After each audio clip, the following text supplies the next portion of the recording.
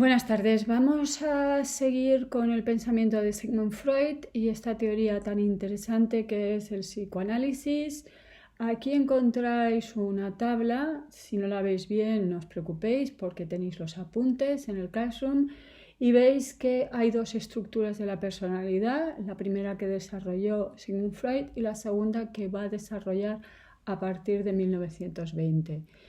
Por arriba tenemos el mundo exterior y aquí tenemos el yo. El yo tiene una parte consciente, pero también tiene mecanismos de defensa y tiene el preconsciente, ¿de acuerdo? Que hemos visto que no hay que confundir con el inconsciente. El inconsciente es inconsciente y siempre lo será. En 1920 el inconsciente se va a estructurar en dos instancias, que son el superyo y el ello. El superyo, ya sabemos, amenaza al yo y el yo reprime ciertas cosas y lo lleva al inconsciente. ¿De acuerdo? Bien, tenéis un texto que encontraréis en la fotocopia número 38 y pone Sigmund Freud, el yo y el ello. El título que le he puesto es el ello, el yo y el superyo, pero pertenece a un texto de Sigmund Freud que es el yo y el ello. Buscáis la fotocopia, página 38, el texto es 51 y nos dice Sigmund Freud: situándose en el punto de vista de la restricción de los instintos, o sea, de la moralidad, podemos decir lo siguiente: el ello es totalmente amoral, el yo se esfuerza en ser moral y el superyo puede ser hipermoral y hacerse entonces tan cruel como el ello. Por lo tanto, ya vemos que para Freud tanto el ello como el superyo son crueles con el yo, ¿de acuerdo? Es singular que cuanto más se limita el hombre su agresión hacia el exterior, más severo y agresivo se hace en su ideal del yo, como por un desplazamiento y un retorno de la agresión hacia el yo. La moral general y normal tiene ya un carácter severamente restrictivo y cruelmente prohibitivo, del cual procede la concepción de un ser superior que castiga implacablemente. Ir pensando quién puede ser este ser superior que castiga implacablemente. No nos es posible continuar la explicación de estas circunstancias sin introducir una nueva hipótesis. El superyo ha nacido de una identificación con el modelo paterno. Cada una de tales identificaciones tiene el carácter de una desexualización, incluso de una sublimación. Ahora bien, parece que tal transformación trae consigo siempre una disociación de instintos. El componente erótico queda despojado una vez realizada la sublimación de la energía necesaria para encadenar toda la destrucción agregada, y ésta se libera en calidad de tendencia a la agresión y a la destrucción. De esta disociación extraería el ideal, el deber imperativo, riguroso y cruel. Bien, vamos a ir poquito a poco viendo este texto. Por el momento, aclaro qué significa sublimación: desviación de una pulsión hacia un objeto sustitutorio socialmente más aceptable. A ver, para Freud hemos visto que el ello tiene pulsiones y son pulsiones que en nuestra sociedad no son aceptables. Aparecen en los sueños, por ejemplo, ¿no? Y esas cosas que realizamos en sueños no deberíamos realizarlas en la realidad. Bien, para Freud hay un mecanismo que es la sublimación, es decir, algo que no es socialmente adecuado se transfiere. Vamos a ver, por ejemplo, conocemos la novela, película de Nabokov, Lolita. ¿Qué significa ser una Lolita? Lolita es una niña muy jovencita que seduce a un señor mayor. Eso es una novela y a este señor, por escribir esa novela, le dieron el premio Nobel. Si lo llega a hacer en la vida real, acaba en la cárcel. En la literatura nos parece bien, en la vida real nos parece mal. Pensar en todas las series, en todas las películas En las películas ocurre aquello que no está permitido socialmente. Es por lo tanto una sublimación. Para Freud, eso que tenemos en nuestro interior que no podemos realizar, lo realizamos de otra forma, gracias a la pintura, la escultura, el arte, el cine, los tebeos. Entonces estamos sublimando, ¿de acuerdo? Bien, primera pregunta, ¿qué es la moral para Freud? Estamos viendo el texto. Pues iros al texto e intentar contestar a la pregunta por vuestra cuenta. La restricción de los instintos, ¿de acuerdo? Entonces la moral no me impide hacer todo lo que a mí, mi ello más que a mí, me apetecería hacer. ¿Qué ocurre cuando se reprime a un hombre, a un ser humano? Pues cuando se reprime a un ser humano, según este texto, lo que ocurriría sería que esa agresión se interioriza. No puedo exteriorizarlo, la agresividad va para adentro. Sería como si fuéramos una ollita a presión. Si no levantamos el pitorro, bueno, pues eso se empieza a cargar. Vale, esta es una teoría de Freud que hoy en día los psicólogos, muchos de ellos, no aceptan. Esta teoría de que las emociones, la ira, hay que desfogarla, ¿no? Hay gente que se pone muy enfadada y empieza a dar patadas a las mesas, a las sillas, ¿no? No, es que me tengo que desfogar, ¿no? O tengo que gritar, tengo que chillar y así, bueno, pues la presión se reduce. Para otros psicólogos es en peor, no ayudaría al sujeto, sino que sería peor hacer tal cosa y recomendarían mejor un paseo que dar gritos y chillidos y dar patadas en mesas y sillas. ¿Qué puede ser este ser superior que castiga implacablemente? Bueno, pues en el texto vemos que es el super yo. ¿Y por qué castiga implacablemente? Porque decíamos, a papá yo le puedo engañar, o a mi jefe le puedo engañar, pero a mi super yo, que conoce mis íntimos deseos, pues obviamente no le puedo castigar. ¿Qué sería la religión para Freud? Pues, a ver, un sujeto que me está vigilando siempre, que conoce mis más íntimos deseos, que incluso sabe aquello que yo conscientemente no sé, ¿a quién suena? Pues obviamente suena a Dios, ¿de acuerdo? ¿De dónde vendría para Freud las creencias religiosas? Las creencias religiosas vendrían de que hemos proyectado ese super yo, ¿de acuerdo? Según Freud, la religión es una neurosis colectiva, ¿de acuerdo? Una neurosis, por ejemplo, yo tengo una manía, necesito que todos mis bolígrafitos sean negros, o necesito, cuando ya es extremo, que es que yo no puedo pisar las rayas que haya en el suelo, ¿vale? Tengo un TOC, tengo aquí un trastorno, ¿vale? Eso sería la religión, pero en neurosis, ¿no? Los rituales, los ritos, tenemos que hacerlo así, si lo hacemos mal hay que volver a empezar. Bien, la necesidad impuesta por la dura y fría realidad es sorteada y se satisfacen las nostalgias de omnipotencia, gracias a una delirante proyección por el que la realidad queda adornada con rasgos que permiten el cumplimiento del deseo. Hemos proyectado eso que quisiéramos, lo ponemos en el exterior porque no somos capaces. Así que estamos aprendiendo otro término, el término de la proyección. ¿Qué es esto de la proyección? Cuando algo que ocurre en mi interior, yo lo llevo al exterior. Un ejemplo, cuando muere alguien, tendemos a decir todo lo bueno de esa persona. Era un buen padre, era un buen marido, era una buena madre, qué buena hermana era, qué buen jefe era.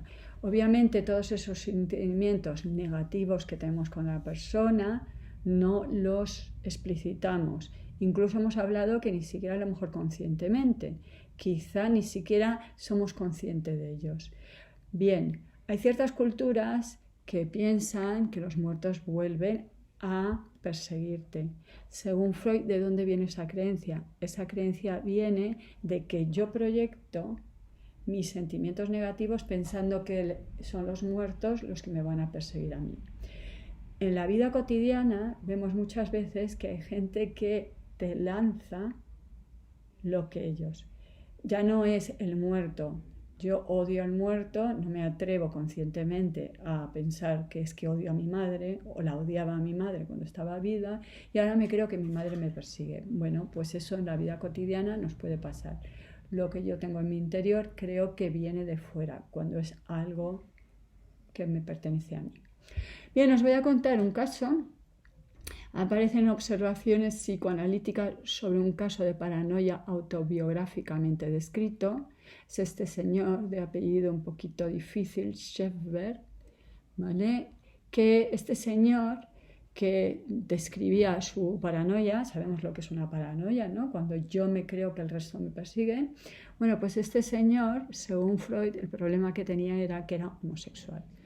Viena, fin de siglo, principios de siglo, no estamos en una sociedad donde se aceptara con normalidad y con tranquilidad la homosexualidad.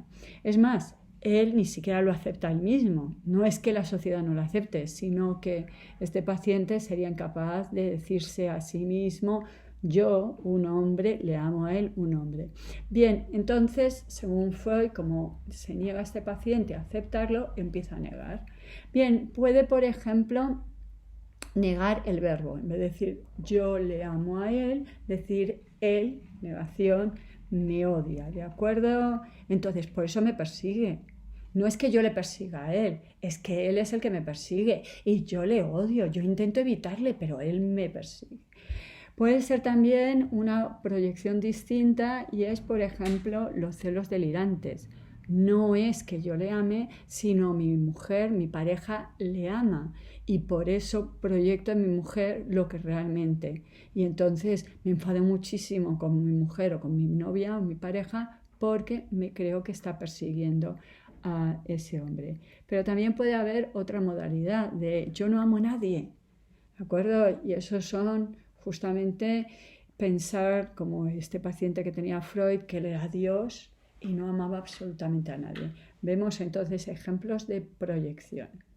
¿De dónde procede el superyo? Pues vemos que el superyo ha nacido de una identificación con el modelo paterno, ¿de acuerdo? Y esto entronca con algo que he mencionado antes, que es el complejo de Edipo. ¿Qué es esto del complejo de Edipo? El complejo de Edipo en Freud es una fase que tendrían los niños cuando son pequeños, que pasan de amar a su madre a darse cuenta que compiten por el amor de su madre con su padre y entonces simbólicamente matan al padre.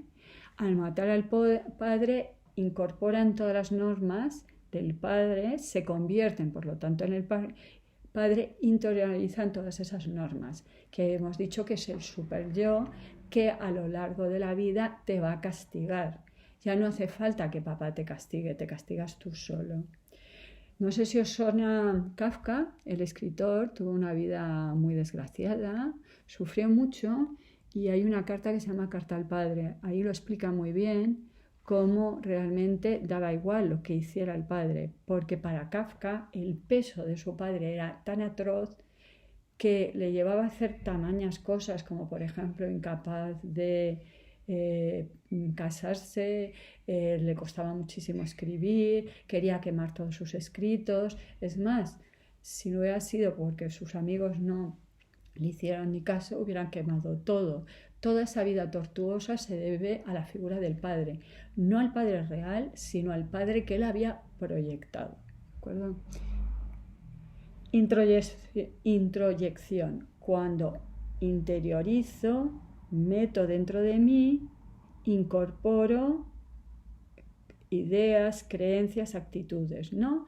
Introyección en psicoanálisis, proceso inconsciente por el cual un sujeto incorpora actitudes, ideas, creencias de un individuo, un grupo de individuos, previa identificación con ellos. Me convierto en mi padre, interiorizo las normas de mi padre. Ya a mi padre no hace falta que me diga nada. ¿Y qué es el arte para Freud? Pues obviamente el arte, como hemos visto, es una sublimación. Quiere decir que las pulsiones sexuales y agresivas, como vamos a ver, se convierten en algo socialmente más aceptable y eso es el arte. Y es verdad que Freud hizo muchos análisis de artistas, por ejemplo, un análisis de Leonardo da Vinci, pensando que era homosexual y por qué hacía los cuadros que hacía. Entonces, hacía análisis de las obras pensando que son esas pulsiones sexuales que les llevaron a hacer esas obras. Aquí os pongo un ejemplo de otro artista surrealista, en mi humilde opinión mejor que Dalí, pero Dalí es más conocido, que es René Magritte. Este se llama Clarividencia, aquí la condición humana y las vacaciones de Hegel, que me parece muy divertido esto de las vacaciones de Hegel. Hegel, filósofo, pues cuando se va de vacaciones vemos qué pasa con la lluvia, con los paraguas. Vale, vamos a hablar de las pulsiones y de los principios. Lo primero de nada, cuidado, Freud considera, y cuidado porque en este texto aparece, pero eso es un problema de la traducción, aparece la palabra instintos. Freud considera que no tenemos prácticamente instintos. A ver, esto lo hemos hablado ya. Por instinto se considera una conducta que haga todo el mundo, que haga inconscientemente, es decir, sin ser capaz de pensarlo y planificarlo, y que no se puede evitar. A ver, si pensamos, hablamos de instinto de supervivencia, pero hay gente que se suicida. Por ejemplo, hablamos de instinto maternal, ya, pero hay madres que abandonan a sus hijos, así que parece que no tenemos instinto de supervivencia ni tenemos instinto maternal las mujeres, ¿de acuerdo? Así que cuidado al hablar de Freud, cuidado utilizando la palabra instinto, mejor pulsión. Vale, según Freud tenemos dos tipos de pulsiones, las pulsiones sexuales y en principio hablaría de las pulsiones de autoconservación. Las pulsiones sexuales, cuidado, sexualidad tiene un sentido mucho más amplio de lo que tendemos a pensar y normalmente reciben el nombre de la libido. Yo suelo decirlo mal porque lo digo en masculino y es femenino y suelo decir libido cuando es libido, ¿de acuerdo? Entonces, en un principio tendríamos esas pulsiones sexuales que estarían dispersas, ¿de acuerdo? No habría, por lo tanto, un órgano sexual.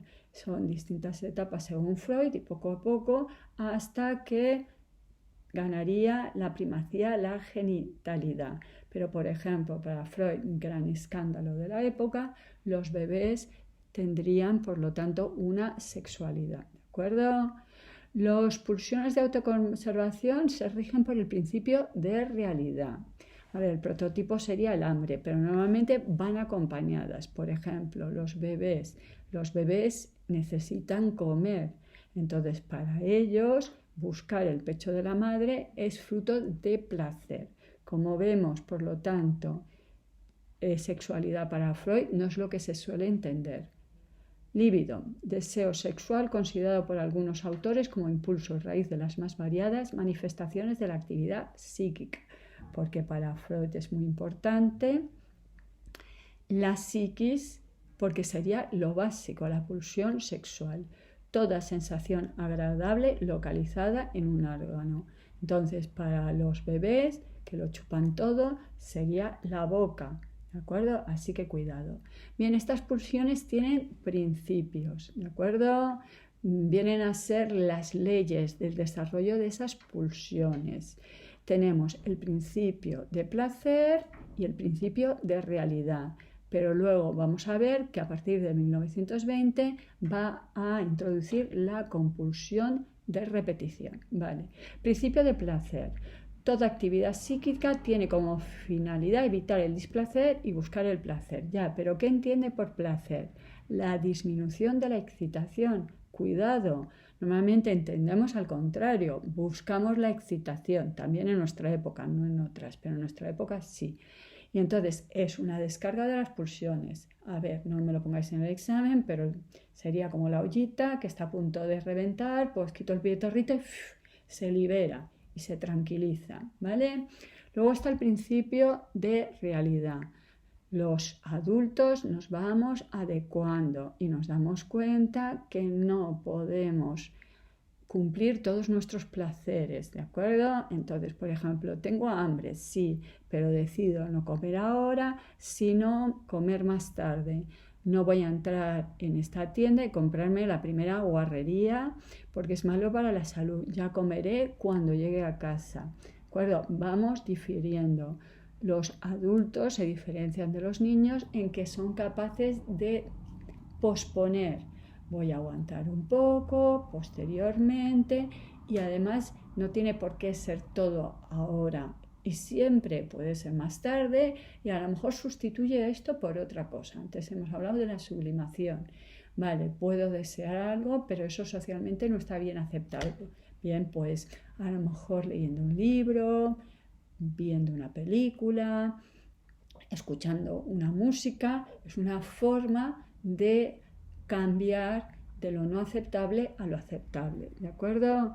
Entonces tenemos una forma de adaptarnos a la realidad. Claramente en los sueños, en cambio, sí que se da esas conductas. Podemos hablar, por lo tanto, que tenemos inconsciente y consciente para Freud. El inconsciente estaría regido por el principio de placer, el consciente por el principio de realidad. Mientras el inconsciente serían las pulsiones sexuales, en cambio el consciente serían las pulsiones de autoconservación, las necesidades. Entonces, el principio de realidad es lo que permite el orden social. Y en un libro muy importante, Freud nos va a hablar del malestar en la cultura. Es muy importante porque ahora vamos a ver cómo las teorías psicoanalíticas pasan de lo individual a lo social, ¿de acuerdo? Entonces, el título ya nos lo explica, el malestar en la cultura, es decir, que la sociedad, la moral, la cultura no nos permite hacer todo lo que nos plazca. Necesitamos aplazar o sustituir, tenemos que renunciar, tenemos por lo tanto que proyectar o sublimar, pero no podemos cumplir todos nuestros deseos. Por eso veíamos que la cultura reposa sobre una renuncia a las satisfacciones pulsionales, ¿de acuerdo? La cultura nos obliga a sustraer a la sexualidad gran parte de la energía psíquica que necesita para su propio consumo. Tenemos que renunciar a satisfacer esas pulsiones. ¿Qué está diciendo Freud? ¿Sería adecuado un mundo donde se nos permitiera regirnos por el ello? Sería horroroso. No es lo que está diciendo. Para que haya un orden social, para que podamos vivir, necesitamos restringir esas pulsiones, ¿de acuerdo?